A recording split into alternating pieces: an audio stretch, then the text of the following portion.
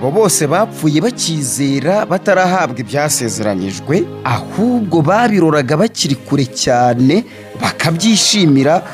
ngo iki mbese burya nuko byagenze baba we bari bafite kwizera gukomeye pe. none se aya magambo uri gusoma uyakuye he ko numva ari meza? Nanjye ndi kuyakura ku nsanganyamatsiko y'amateraniro. Amateraniro y'ahandi iwacu ku itorero rya Kabuye da.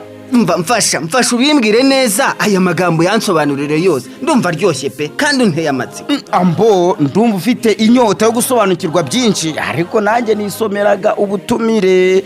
Ushaka kumenya rero ibiruseho kwabibwirwa n'umubwiriza niwe wateguye iyi nsanganyamatsiko da. Ngaho rero nyihera gahunda neza numva iby'ubwo butumire. Amahanga yasubiranyemo muyaburire. Nawe ufite inyota ngwino muri aya materaniro, kuko ubu butumire burakureba.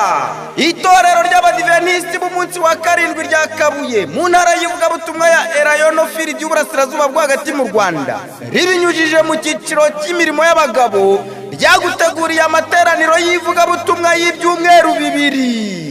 Nuguhera ku isabato tariki 21 z'ukwezi kwa gatatu kugera ku isabato tariki 4 z'ukwezi kwa kane 2026, turi kumwe n'umubwiriza Tuyisenge Celestin mu nsanganyamatsiko igira iti kwa kwizera kw'abakurambere kuracyakenewe mu isaha dusohoyemo, ishingiye mu Baheburayo 11 umurongo wa 13. Gahunda y'aya materaniro iteye itya: ku isabato nuguhera saa 8 kugera saa 12 z'umugoroba. Ku wa mbere w'iminsi 7 dimanche nuguhera saa 10 kugera saa 1 z'umugoroba, naho mu yindi minsi nuguhera saa 11 kugera saa 1 z'umugoroba. Muri aya materaniro turi kumwe n'amakorari mukunda cyane nka korari Emmanuel yo kuri RMS Kamukina, Urumuri yo ku itorero rya Kimisagara, Igihe n'iki ya Kimisagara, Cornerstone yo muri Asayuwara Nyarugenge, korari y'icyiciro cy'abatabazi ku itorero ry'Abadventisi umunsi wa karindwi rya Gikondo, n'andi makorari atandukanye. Sangiza abandi ubu butumire, twese tubyitabire.